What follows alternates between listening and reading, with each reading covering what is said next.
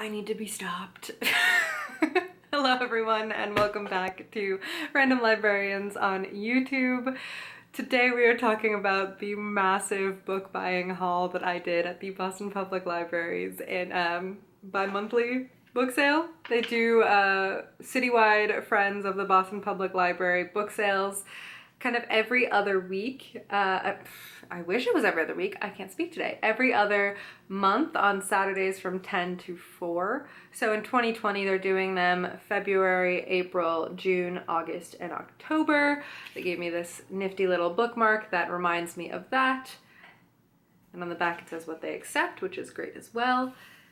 And it's in the main library in the old section, so it's always beautiful and a great place to go visit. And the proceeds benefit the Boston Public Library, so though I probably need to be stopped in my book buying for my own purposes and for the space that I have in my apartment, I actually don't, because I paid so little for these, but what I did pay goes towards the library, so I had to, right? Anyways, this is the stack that I ended up walking away with. And I am so pleased with it. Let's get into what I got here, because I have some that are very hyped, some from very well-known authors, and some that I have never heard anything about. I had to do this on my lunch break because I work Saturdays as a librarian. So I had half an hour to book it to the library, very quickly scan through all of the fiction boxes. I didn't even want to try dealing with nonfiction or anything else because I have I'm a little bit more picky with those kind of things. So they had a section of new and notable or finds that you'll probably already have heard of, and then they had others that I was just aggressively, quickly looking through everything, kind of violently, not gonna lie. And then I had to book it back to my job where I was selling books as part of our Christmas market at work. So it was a whole shebang. But let's get into what I found here. On the top here, I have a Salman Rushdie. I am still trying to figure out if I like him or not. So I've read one Rushdie, the name of which is escaping me right now. But it's the one with the lightning bolts on the covers. I thought it was really good and really interesting, and his storytelling is so rich and specific to him. So I figured I'd pick up another one and see if I end up liking it. It was weird because the storyline that I read, it was so outlandish, but he still managed to make it almost boring.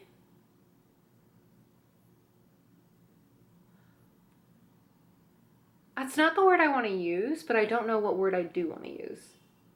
Please don't come for me if Rushdie is your favorite. I'm still trying to like him.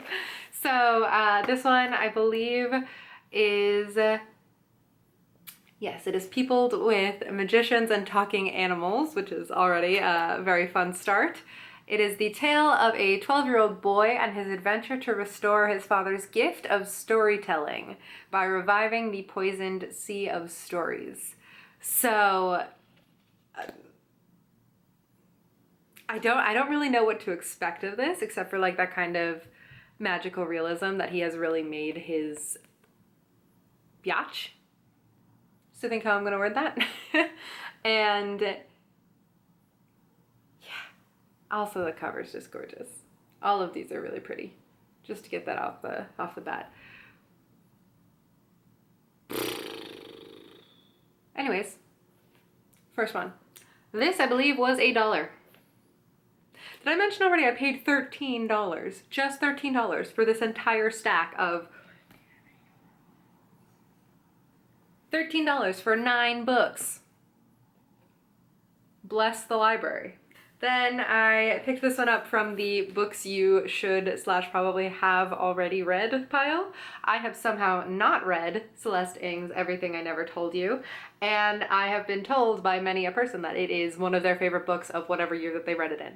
So here I am, giving this a try, and I mean, I don't even think I even know what it is about. I joined Bookstagram so recently that I don't think I've seen that many reviews of it. Of course, I've seen the cover and like people just saying like, oh, remember when I read this and I loved it so much, but I don't actually know what it's about. I think it's kind of an exploration of family drama and that kind of thing. Oh, Lydia is dead, but they don't know this yet. A novel about a Chinese-American family living in 1970s. Oh, Lydia's the favorite child of Marilyn and James Lee, and she's dead? Oh, goodness. So yes, family drama, but also, is it a murder drama, or is she just dead? Like, ooh, I'm intrigued now. Okay, well, this one was $2. Everything from the, like, section of things you should have already read, why haven't you, was $2, and everything else was in the $1 section. I mean, I'm really excited for all of these, and I'm really excited for all the books on my bookshelves still. I don't know what order to read anything in because I have so many things to read. This is why I need to be stopped. Okay, that sounds amazing. This one was just one of the ones that I picked up from the $1 hasty shuffle through the books kind of situation. And it is someone who seems to have it all together. Her family life, she's a lawyer. I think she's living in London.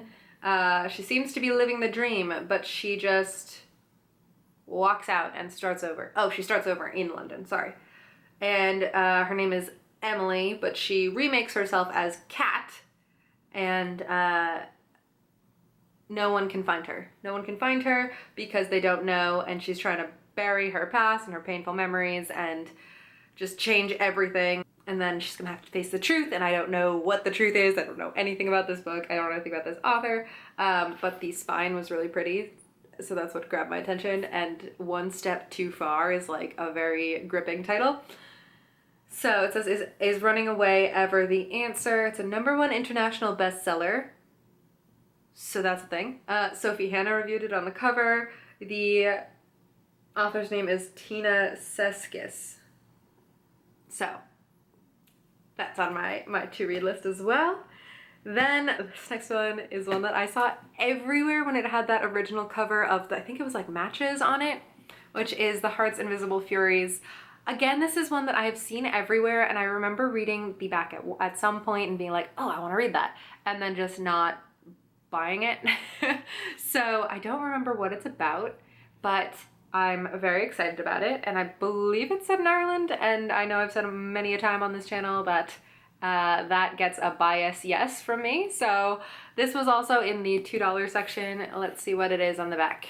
Okay, we have an adopted child who is not a real member of their family, is what he has been told. Yep, it is born out of wedlock to a teenage girl cast out from her rural Irish community. I was correct. And adopted by a well-to-do, if eccentric Dublin couple via the intervention of a hunchback redemptionist nun. Oh my. So his only like touchstone to the world is his best friendship with a glamorous and dangerous Julian Woodbead. At the mercy of fortune and coincidence, he will spend a lifetime coming to know himself and where he came from, and over his many years will struggle to discover an identity, a home, a country, and much more. I'm so excited for this one. Oh my god. So I don't think this is anything like the movie I'm about to mention, but one of my favorite movies of all time is called Mickey, Beau and Me, and it's set in Northern Ireland during the Troubles, and it is hilarious, heartwarming, and heartbreaking all at once, and I highly recommend it to anyone, especially anyone who's interested in Irish storytelling and that crazy part of history. But the two boys on the cover just kind of reminded me of them, even though they are very different from the two boys in Mickey, Beau and Me. This is by John Boyne, in case I didn't mention that before. Okay, these next three were from the $1 section. I have Sirens by Joseph Knox, who is apparently the author of The Smiling Man. I haven't heard of either of those, but the cover of this one again was really it grabbed my attention when I was like maniacally scanning the shelves. It is a detective story with a detective, a runaway, and a single mother who has been missing for a decade. So the detective is going into undercover work because he just had a career-ending scandal, which is a big old yes, I will read that from me. Then there is Isabel Rossiter, who is a political daughter who has fled. And there's a lot of criminals involved in her investigation, in the investigation of her going missing, of her runaway, and the detective is involved in that somehow. So we have a detective, a criminal, the runaway girl, and the single mother missing for a decade, who possibly was killed by the criminal? And then the last line is, how can he save the girl when he can't even save himself? Apparently, this criminal has the habit of attracting very attractive young ladies to him, and apparently the politician's daughter is the most recent, and possibly the missing single mother was a past conquest? I don't know, I'm gonna have to read it to find out. But apparently it is a gritty, realistic crime novel dripping with tension. Knox is a major new talent by Shari Lapina, the New York Times bestselling author of The Couple Next Door. So that should be fun. And my dad is also a really big fan of crime procedurals, murder mysteries, detective stories, that whole thing. So even if I'm not the first one to get to it, I am sure it will be read and loved by someone. Then we have Jo Nesbo, whose name I know from all over Bookstagram, and apparently a master of the same kind of detective novels that I was just talking about, I believe. Yes, an Inspector Harry Hole novels. This is part of a series. Hopefully I can just jump right in without having read anything else in this series, because Phantom will be the first Jo Nesbo that I have read. Ooh. Oh, he moved to Hong Kong, hoping to escape the traumas of Oslo, and oh, the boy he has helped to raise has been arrested for killing a man. So this should be interesting. I don't know too much about the relationships between these characters, but that already tells me a lot, so hopefully I can understand everything that's going on.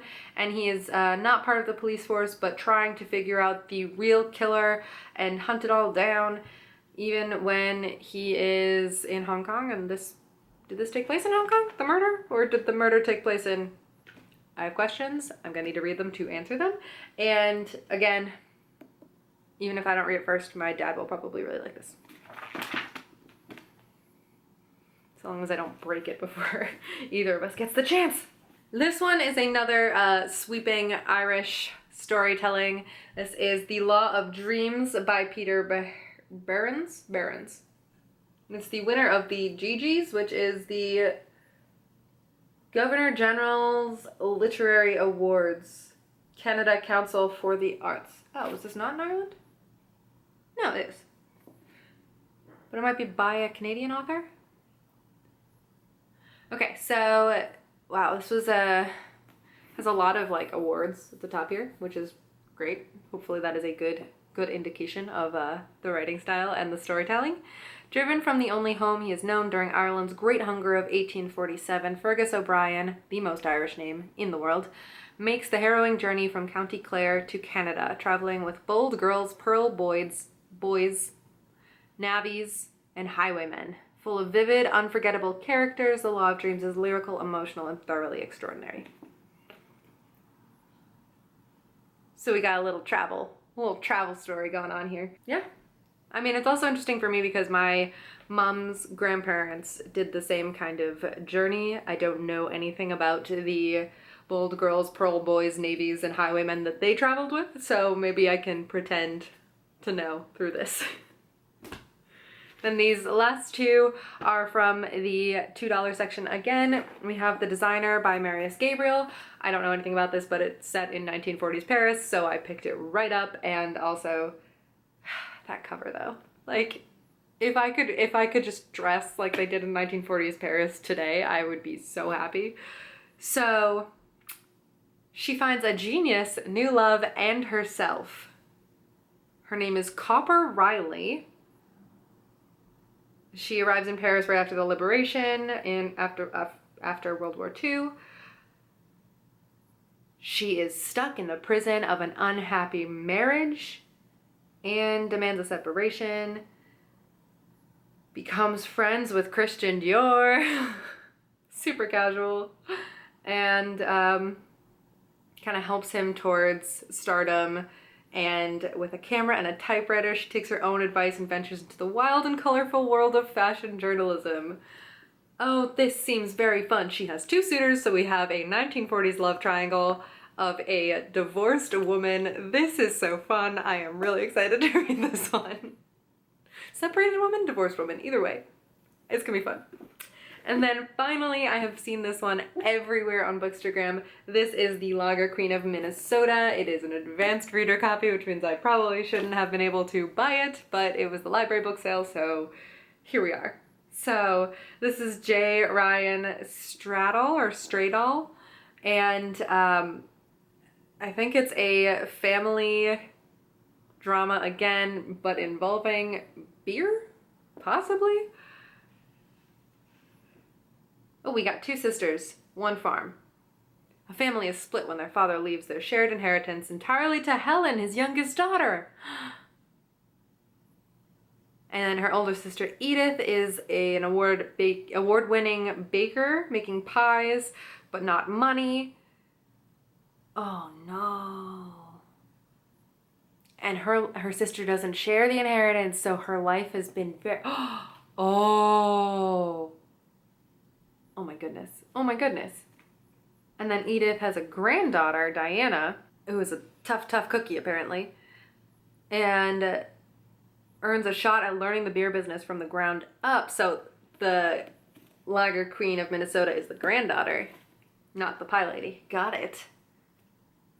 So we have really quintessential American characters is what it's telling me, and a huge family drama, and beer and pie and Minnesota, I'm assuming. This is gonna, oh, cool.